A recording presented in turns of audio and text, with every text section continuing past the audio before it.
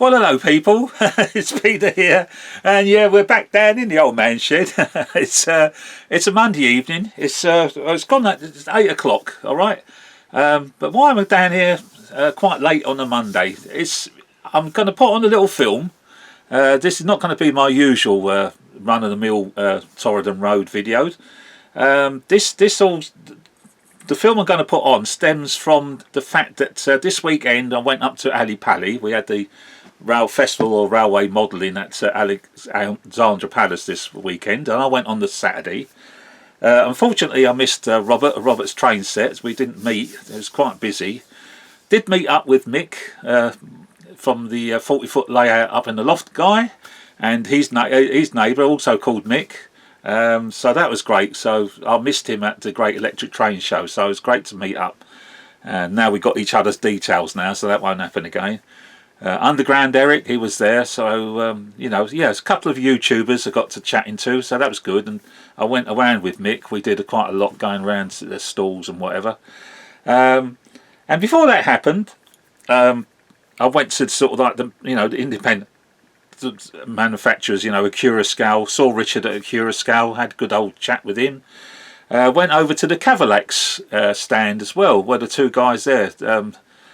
And just congratulated them on the class 56. What a loco that is. And but what I was quite chuffed about is it looks, they do see these videos. I put videos up in Facebook. I go on to Railway Modeller's Web, or whatever it's called, forums, and he hangs out in that as well, so they get to see some of my content and everything. And one of the things, well, let's ask you a question. Do you have to sacrifice detail over practicality? Okay. So in other words, there's the recent bunch of locos that have come out, which are all so detailed up that, I've always detailed at least one end of my locos. I don't use them for shunting or anything. So one end always doesn't have, it takes, remove the coupling. So all the pipe work and the screw link couplings and things like that, they all get put on at least one end. But the latest generations of locos are so good that I've actually detailed up both ends. So from the 3 Acura Scale 37s, 2 have got detailed completely at both ends, so that the snow ploughs and things like that, they've all been put on, so there's no moving snow plough with the bogies on my 37s. They're all fixed, even on some of the Bachmann ones. Okay. Likewise, a Bachmann class 47, that's all been, crikey, that was a lot of detail to put on that. There was a real faff of a job to such a lot of intricate little bits and pieces to put on the buffer beam, but I've done it. And again, both ends. And now, of course, with the class 56 from Cavalex, that's all detailed up at both ends. So it's got all the pipe works and the screw link couplings. So you're thinking to yourself, well, that's, okay, so you've got a loco that's going to be light engine from now on, because without a tension lock coupling and without even being able to get access to the NEM pocket, because that's either been removed or covered over, you can't possibly use it to pull coaches or wagons. Well, the answer is yes you are. Okay. Now, even Mike Smith, he said that he uses literally a 3-link coupling. He goes the old, literally goes down the old-fashioned route of using 3-link couplings to couple the coach or wagon to the loco. But I use magnets because, as you know, Torridon Road is completely 100% Hunt couplings. Okay, I adopted Hunt couplings from day one. As soon as they were out, I thought godsend for me, because my small little layout to take stuff on and off, it was a blessing, fantastic. And I've also, my other little sort of like thing that I like to do is get everything as close together as possible and yet still go round my curves, which they do. So they're very close coupled, all of them. Okay, and yet they still get round a second and third radius curve, which I can only do with Hunt couplings, okay, because they come in all different sizes and I mix and match and one thing and another. So because of that, and in the past I've broken a few hunt couplings, obviously, but that's what I now use to put on the loco, my own little Heath Robinson concoction, which is a broken hunt coupling, but it's still a magnet. There's nothing wrong with the magnet at the end of the day, providing it's the right magnet, the right polarity to attach to any wagon or coach. I then glue a small bit of wire to the back of it. Okay, with that wire's got a little loop, and then it's all sort of put together. I mean, when I super glue it, I put a little bit of baking powder onto the super glue as well to give a bigger bond, because that really, does the job. Baking powder and super glue, wow, so yeah, so in the end, so the wire is really firmly attached, but basically what you got is a little hunt coupling. It's got a little wire loop coming from the back, and that little wire loop goes onto the hook of the loco, and then it just hangs down. But as you see and demonstrated on the film, when it comes near to the magnet that's fixed to the wagon or coach, up she pops, ready to attach, and it's good as gold. So it pulls, definitely 100% of pulling, okay, and depending what it is pushing, sometimes it gets away with pushing. And this is what I've done, guys. All right, I've made a film, quite rough. I've got trains all running and everything, and so I don't bother to stop the train whilst I show you something that's going on. So there's lots of noise going on, but you see, the crazy world of Peter Dixon, all right, and the fact that I can enjoy the best of all worlds. I can have my fully detailed up loco, which when she's running light, it's got all the whistles and bells on, and yet when I put my little attachment on it, it can still pull a coach or wagon or whatever, okay? And that's what this film's all about, okay? So, yeah.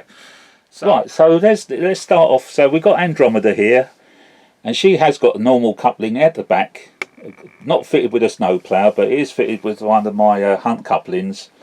And the smallest one I could put on there, still giving me a nice close fit to the 350 that it's dragging, okay? But that's the normal hunt coupling, so that's fine, because there's no snow ploughs being needed to be fixed to Andromeda, so I was quite happy to do that. So that's conventional.